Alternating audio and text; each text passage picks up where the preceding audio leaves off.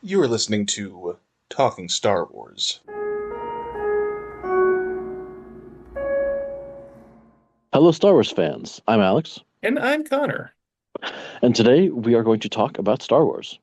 as we normally do. And this is our 85th episode, and it's an installment in our visual media survey where we're going to be talking about at the time of this recording, latest live action Star Wars series, Skeleton Crew.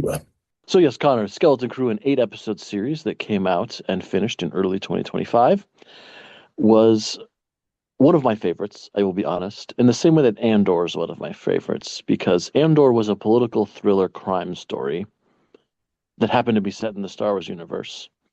And Skeleton Crew is a pirate story that happens to be set in the Star Wars universe as well. It knows what genre it's in and also knows how to tell episodic television. So, for many reasons, I was a big fan and a big proponent of Skeleton Crew. I'm not that picky about my Star Wars media, but Skeleton Crew I felt was something special. Uh, and not only is it a pirate story, but it's also sort of a coming of age youth adventure that doesn't feel pandering like something, let's say a Star Wars Resistance feels like it's directed at a youth audience. This, feels like it could, it's definitely picking up shades of Goonies, that sort of generation of let's put these children in a dangerous, precarious situation and see how they develop as people. And uh, it's able to depict Star Wars from a fresh audience, from a fresh set of eyes who hasn't been so familiar with the universe as some of our, relatively connected characters that we've worked with in the past. Yeah, one point in Skeleton Crew is the story of four children from the planet of Aten who end up finding a crashed pirate ship and accidentally sail it into space into the wider galaxy. So one of the key stylistic choices that I really enjoyed about Skeleton Crew is that the children have lived on one planet their entire lives. They don't know anything about the greater galaxy. So the Star Wars galaxy, which is almost familiar to the rest of us, is utterly unfamiliar to our protagonists and lets you see Star Wars through a fresh set of eyes.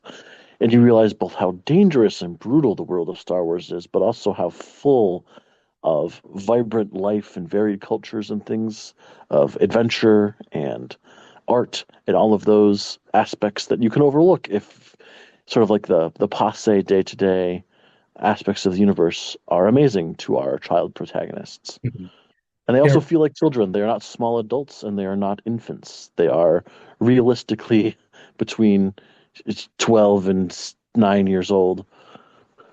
yeah, that's really the only, I think, bone of contention I would pick with the show is that something like The Mandalorian, I would say, sits as this perfect blend of fun, dramatic action, Star Wars programming.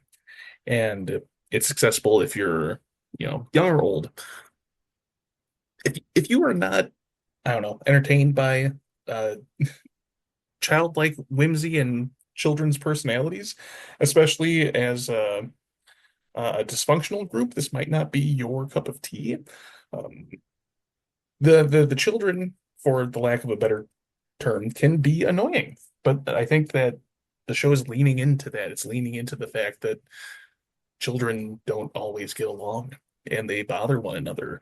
And we have a group of four people who, aren't close, fast friends.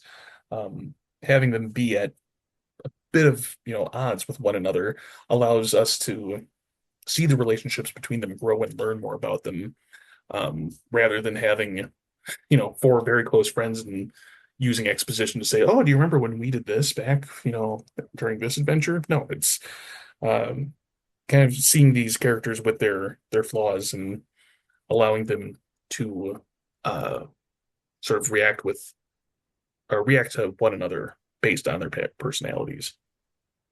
Yeah. And well, especially Wim White, who is the youngest of our protagonists, and perhaps the potentially most annoying is very young. They are not annoying child sidekicks where they clash tonally and they're just there to make jokes. They are they are in legitimate peril. They have real character development. The like childlike actions they take have real consequences. It's not played for laughs.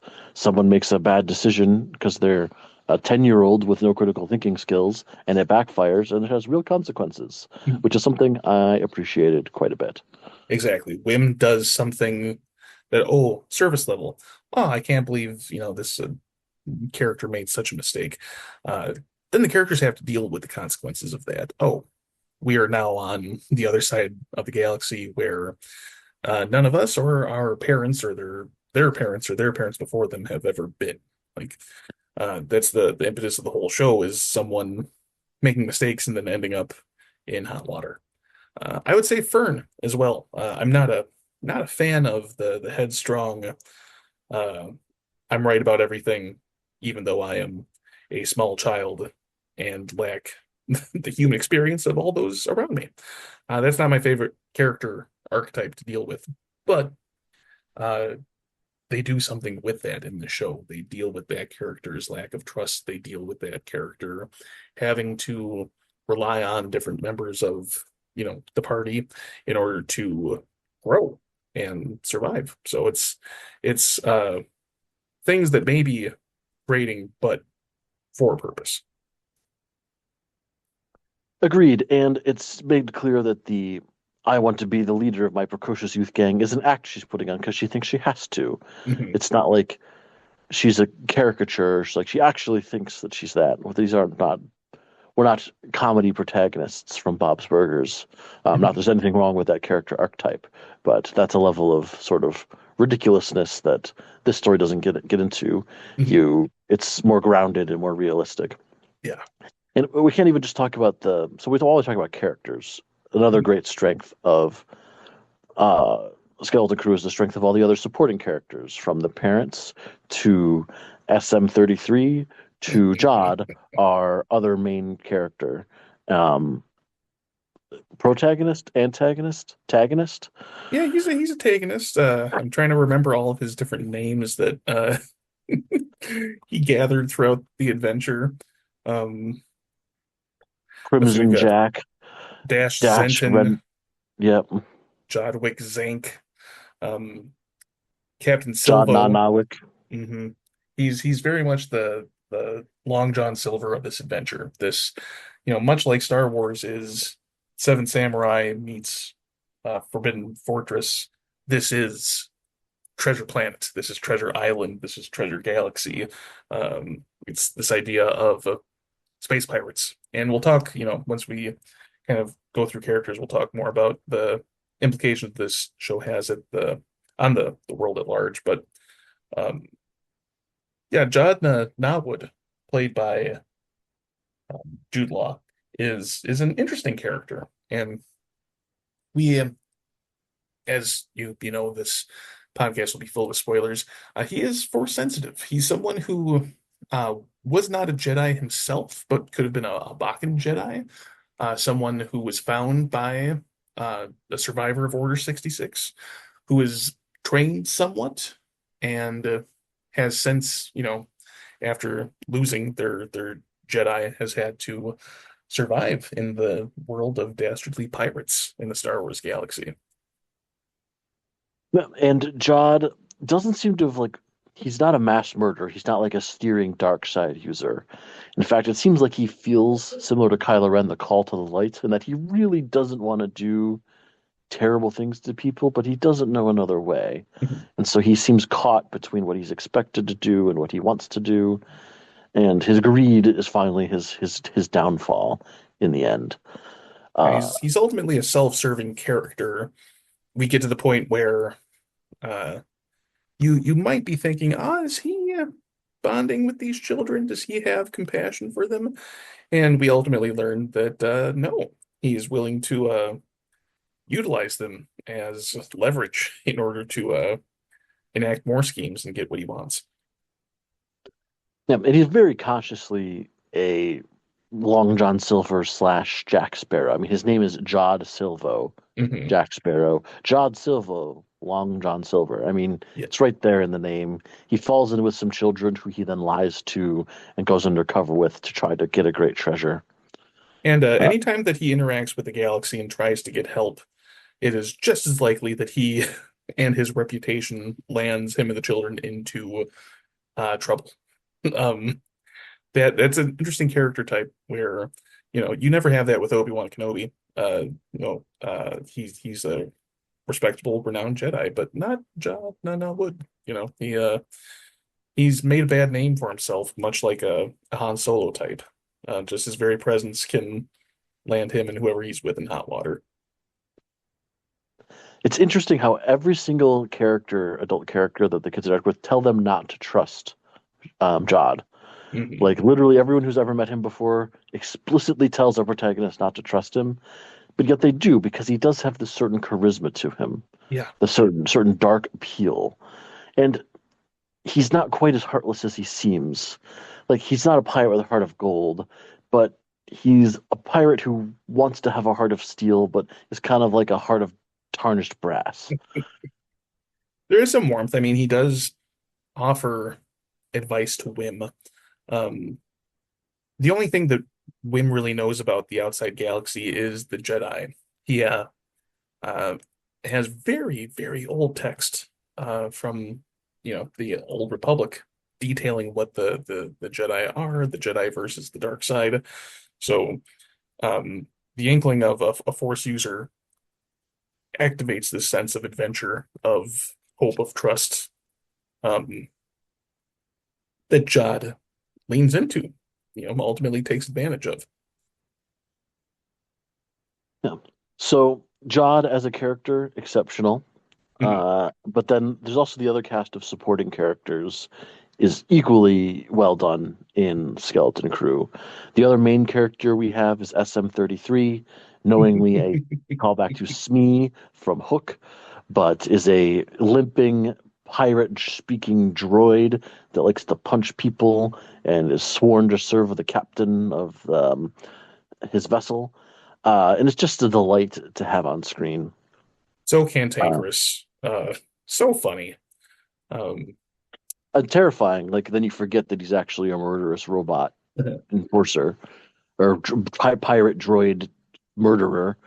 But then eventually, within the bounds of his programming, decides to side with the kids because he hates Jod so much. yeah, there's a much like Pirates of the Caribbean and other fiction that has inspired that. There's a pirate code, and you have to follow the pirate code. And uh, SM-33 finds an interesting go around in order to do what he wants and kind of go against um, his current captain for the sake of the children. Yeah, and just his physical presence on screen, very enjoyable. Hmm. Uh, And it gives another like this is the most individual powerful person on the screen, especially before Jod gets a lightsaber, Hmm. but has all these limitations and bounds on his personality, and is also the only person who can fly the ship. So it pushes this constantly shifting power dynamic of knowledge and skill between Jod, SM-33, and the four kids that always leaves you wondering what's going to happen next. So the way they balanced that and made it part of the ongoing plot was very well done. And And then go ahead. I like to point out we have a sort of a villainous character wield a blue lightsaber again. I brought up in our episode about lightsabers and just in talking about what do you do in the future? I mean, we have something so ubiquitous, something so synonymous with Star Wars and pop culture as the lightsaber. How do you treat that in a unique way? And they found a way to make a villainous character utilize a typically heroic color in a sort of a unique display of uh, threat, of violence. Um, because much in the same way of Anakin in Order 66, we have Jod with this blue High Republic lightsaber, threatening ill will on children, uh, which does things. We're at a point where we're just starting to trust Jod, and now he's threatening the children, and all that sympathy goes out the window. Yeah, but also he doesn't bleed the lightsaber, doesn't turn red because Jod is not falling to the dark side. He's just a petty, greedy pirate. Yeah. And he can't see beyond being a petty, greedy pirate. He is too selfish and self-serving to uh, devote any sort of vow or energy to the dark side. Um, he's kind of divorced from, I think, Jedi or Sith. Yeah, he doesn't force stroke anybody, no force lightning, no red lightsaber. Like his efficacy with the force is relatively limited. Mhm. And it seems to be because he's so small-minded, and that whether it's the light side or the dark side, his ability to wield it is limited by his imagination. Mhm. And he represents this larger pirate faction, and I think that we have our sort of supporting cast of antagonists here, um, which is just a colorful part of the galaxy that we have not had enough experience with. Yeah, and I personally enjoyed the depiction of pirates because they're self-mythologizing and self-important, but they're actually just a bunch of petty, small-minded, terrible people. And yet they Like still they have have these, such a sway on the galaxy. yeah, but they have this grandiose ideas of themselves and all that. And really, they're a bunch of thugs who Mhm. want to steal from people. And I appreciated that there was not like this, oh, and a little bit like Pirates of the Caribbean. It's like, oh, pirates are actually rebels against the galaxy. I'm like, the New Republic may not be the best, but they're way better than these pirates. Like Yeah. the pirates are just here to kill and rob and steal and enslave people. Mhm. Uh, and made no bones about it, which is very realistic to how pirates actually are. So I appreciated that it engaged with the stereotypical, pirate vision, but instead of saying, "Oh, the pirates are cool," it's like the pirates are interesting, but they're also dicks.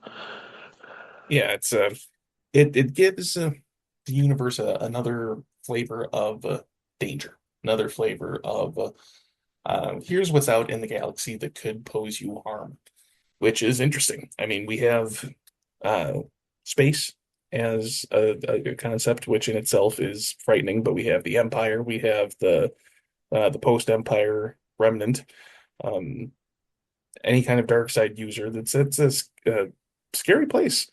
And now we have pirates that we have to contend with. Um, it brings back an element of the original trilogy that I don't feel like either the prequels or the sequels truly embraced, and it was that um, outlaw sense of the galaxy, where when George Lucas was creating Star Wars, it wasn't just this magical samurai fantasy set in space, but it was also um, a story that had to do with, kind of like the Old West, this uh, lawless area where anything goes, and that in itself leads to um, so much potential for storytelling, so much potential for excitement, and the show utilized it well. Yeah, and I think that speaks to the greater world building that the Skeleton Crew does very well. In much like the Mandalorian is showing the sort of the lawless bounty hunter side of the galaxy, but also has sort of a more nuanced depiction of the New Republic. We have that same thing here in Skeleton Crew, where we have a couple of X-wing pilots who are aware that the stolen pirate ship is just being piloted by a bunch of kids, so they use ion cannons to try to shoot it down and refuse to open fire on it. We have them showing up to save the town at the end by deploying some X-wings and some B-wings. And then again, we see how scarily powerful a single X-wing is Mhm. when you're a pirate. It's like, yeah, we're the big boys in the neighborhood until a single X-wing shows up, and then we got to run away in terror. Yeah, because these are the X-Wings that took down the Empire, and the Empire in itself is such a uh, immense threat. So, It's the same way in classic mhm. pirate fiction, where you have your pirate vessel that are all high and mighty, and then a ship of the line from Her Majesty's service shows up, and you're like, oh fuck. That's a ship that's not actively leaking. Like we should run. That has cannons and a vacuum attack space. What do you mean its sails don't have holes in it? So, yeah, uh, we have that danger. We have this set of protagonists who we don't want to see in that danger because they're the most um, vulnerable. This isn't a seasoned array of Jedi or bounty hunters fighting. against the pirates. These are children who are defenseless. There's no butt kicking that they do. Uh, Really, they just bravely or unwisely put themselves in uh, the line of danger. Another thing I appreciated about Skeleton Crew was the use of many types of aliens, including one of our main characters is an alien, Neil, Hmm. who is a blue elephant alien. Not of the same race of Max Rebo, so a different blue Oh, elephant interesting. alien. Hmm. Yeah, yeah. Max Rebo's people only have two limbs, and Neil Oh, definitely had four limbs. very So true. Distant cousins, perhaps. who knows? Yeah. Different convert. Same way the Nemoidians and the Duros are sort of have come from the same planet, or the different Hmm. types of Zabrak. But yeah, we have Cathalops, who is a delightful Lovecraftian spa-going creature who helps the main characters in return for some stories. We have what appears to be potentially an Umbaran bounty hunter who turns in Jod for his money, for the reward on his head. Uh, we have a owl astrogator who is an old friend slash enemy slash frenemy of Jod, Hmm. who we meet in the second episode. So it's all these really cool aliens who are not just there for spectacle, but have actual characterization. Yes, rich personality. I need to see Cathalops return. There's too much. There's too much potential untapped lore behind this character. It's a large Cthulhu-looking uh, alien creature who just really appreciates a good story, like you said. So yeah, this kind of the mentioning aliens just to me reminds me of how inventive this show is. I feel like the Mandalorian for as great as it is, it feels like let's bring back everything you love about Star Wars and let's kind of freshen it up. Let's shuffle a few things around to make it look like something new, which isn't bad. I mean, it's a remix of sorts. Uh, there are things in here that I have not seen in a Star Wars that still felt like Star Wars and still um, at the same time push the story into new directions. I'm thinking mainly of the delving into the Old Republic with the planet of Adat and the other planets in its system. And that's the most lore about the Old Republic that we've gotten in quite a long time, is just the hidden planets of the Old Republic. Yeah, and the great work, which I kept expecting to be some sort of horrible, like, now we have the Ultra Empire. We have the next reskinning of the Nazis for the Star Wars universe. And thankfully it's not that, it's just banking. Um, this planet is simply here to be mined for its gold. Um, but still having a planet that is outside of the Republic, unseen by the Republic, being able to see that this planet is run by droids, which I think is I mean, we've always had droids that were controlled or monitored by different aliens, different sort of factions. We haven't seen the inverse where the droids were monitoring and making things run smoothly. So that in itself was very, very fresh, but it still felt like Star Wars because the droids still felt like Star Wars type droids. Um, Stephen Fry is the voice of the supreme intelligence of the planet.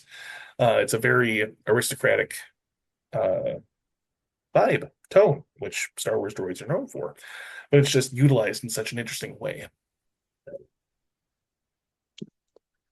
And another point that I'll say in Skeleton Crew's favor that I particularly enjoyed was that it knows it's an episodic TV show. Some series, I mean, and I'm fairly lenient about this, but like it feels like it's a 6 hour movie that's been sliced into six pieces, which is not how you tell episodic television.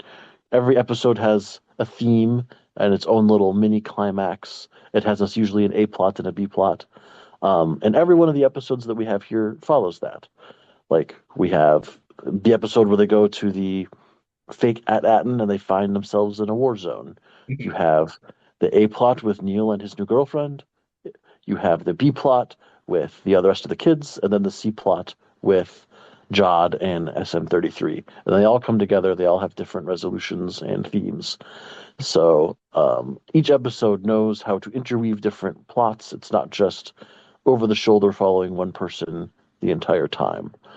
Early Mandalorian was good at this. Later Mandalorian did go more into like the mythological arc, where we're just continuing one long-tailed story, which is fine. But I appreciated how Skeleton Crew was knowingly an episodic show and leaned into that. Yeah, it felt very much like chapters in a book. This again getting shades of Treasure Planet of this um earlier kind of writing, this sort of Huckleberry Finn sort of adventure where each episode we're going to have a new locale, we're going to have a new adventure, we're going to have new colorful characters that will help or hinder the adventure. Um, yeah, it just felt effective, entertaining, and effortless in a way. Um, uh, Good media should always feel effortless, no matter how hard it is to put together. Agreed, agreed. So, as we round out sort of our discussion of Skeleton Crew, Connor, what were some of your favorite moments, individual scenes from the show? Let's see. I love the revelation from SM-3333 to Fern that but we are pirates. That's a good one. Yeah, that learning the nature of the Black Cinder ship. Ooh, also the Black Cinder losing all of its armor in order to one, lose weight to escape, and two, demonstrate that this ship has been um, disguised in order to look more rugged pirate than it was when it came from Ad-Adin. That was quite a spectacle that I enjoyed. And then lastly would be the confirmation that the Supreme Intelligence, what was The it called? director, Yeah, the the supervisor. supervisor. The supervisor was a droid. Like I felt like as soon as we mentioned the supervisor, I knew that is not a real person. That has got to be some kind of droid. And we've said in a previous episode, I would love for sentient droids to be the villains of a future Star Wars series, just because, what would an AI takeover look like in the Star Wars universe? That's something that is very possible, but we just haven't directly seen yet outside of comic books. Um, so I would say those are my top three. What are some of the highlights for you? So I have a few moments. One is how when the kids come to their parents and say, something bad's going on, please help us, the parents are like, oh no. They're like, okay, I believe you because you're presenting evidence. Let's go solve this problem. So I appreciated that it wasn't like, and now the kids have to save the day. It's like the kids are going to help save the day because they're characters in the story, but the adults are not left out because they're incompetent buffoons. There's a Right. little bit of buffoonery going on, but that's because they've been raised on a sheltered planet.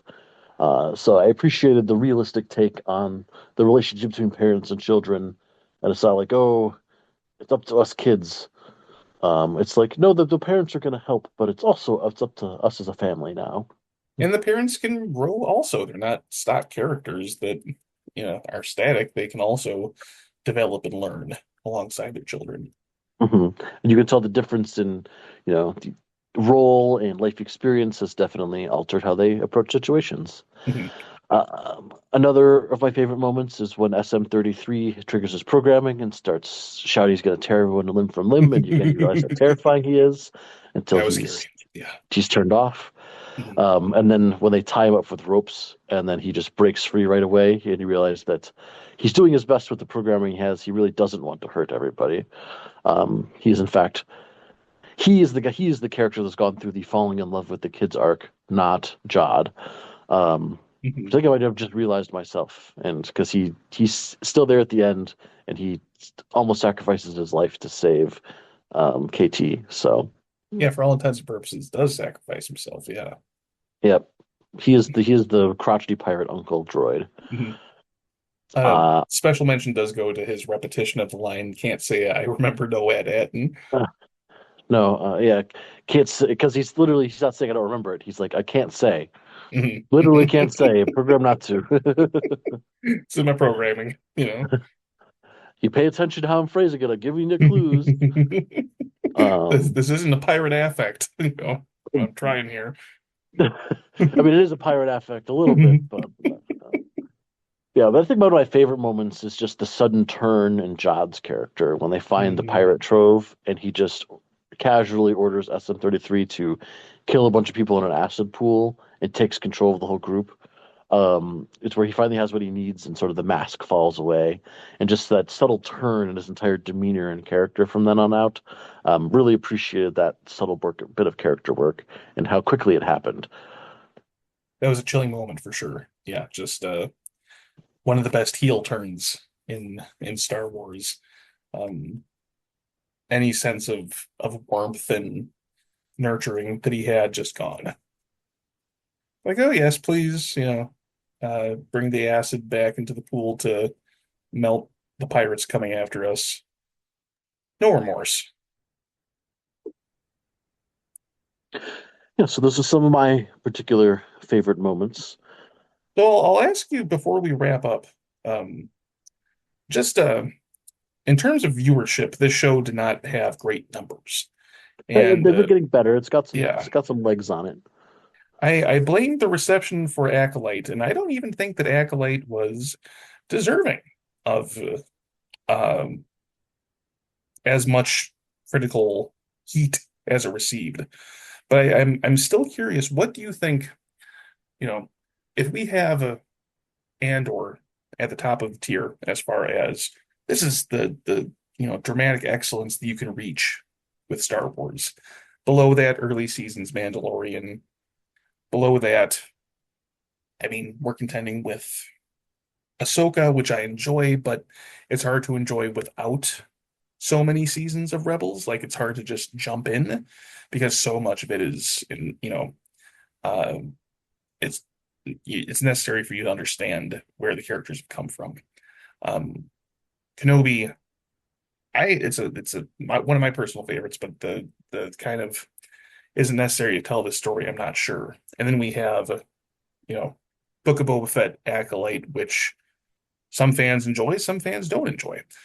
What makes Skeleton Crew stand out? What elements make it um, more favorable, more deserving than the, you know, lower numbers than it initially received?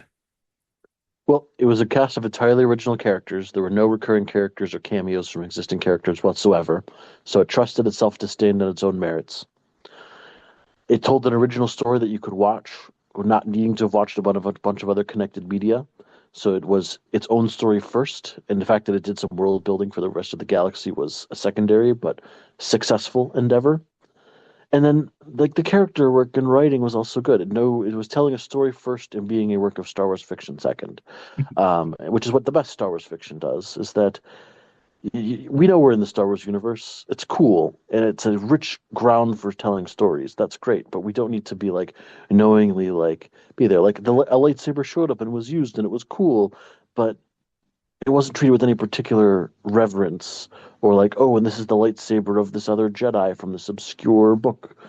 Mhm. It made the galaxy feel bigger by uh, having this corner of it and these vast parts of it that just hadn't ever been explored before. So that's why I think Skeleton Crew works. It is a pirate story, which is all about the unknown, and it did that upon the shores of a Star Wars universe that is itself vast and unexplored. Yeah, I think that, you know, um, when media is released in years past when media is released, you'll have very different interpretations. That's why we have a later generation who grew up on the prequels, growing into adults, validating the prequels. There'll be a time where, okay, maybe Skeleton Crew didn't get the numbers that it deserved, didn't get the coverage it deserved, but uh, viewed as a whole, the offerings that Disney Plus has provided, I think it's going to stand up as one of the more solid pieces of media, just because um, it's not trying to take any character and recontextualize them but is trying to invent something and explore uh, aspects of the galaxy and aspects of genre that Star Wars hasn't delved into as much. So I I would very much like to explore the other Old Republic planets, whether that be in a sequel season or in other parts. Like Thrawn is looking for the Old Republic planets so that he can get the old weaponry that can't be detected by the New Republic or something. Uh, Seeing some connective tissue from this show is going to be fantastic once we get there. Yeah, I agree. I don't necessarily need it to be overly connected, but I can see it has some fertile ground to tell new stories that it is broken. Yeah. Also, shout out stunning amount of connections to Michael Jackson's Captain EO, produced by George Lucas uh, and directed by Francis Ford Coppola. And no, I'm not going to explain more. That's just going to be a little Easter egg for you fans out there to do some homework on. Yeah.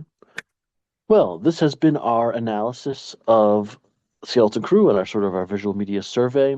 We always end this with what kind of Star Wars fan we think this is for. And honestly, this is a family-friendly, all ages fun romp through the Star Wars galaxy. Unless you're like someone who like only enjoys your fiction super serious all the time, you'll have fun with this. It's some of the best Star Wars in quite a while, so go give it a watch. Yeah, it's kind of on the opposite end of the spectrum as Andor, where Andor is the, you know, appropriately self-serious spy thriller. This is, you know, also excellent, but it could be enjoyed by a very different audience. Well, this has been a media survey of Skeleton Crew. Thank you for joining us for episode 85 of Talking Star Wars, and join us next week for our next topic. We'll see you sometime soon in a galaxy right here.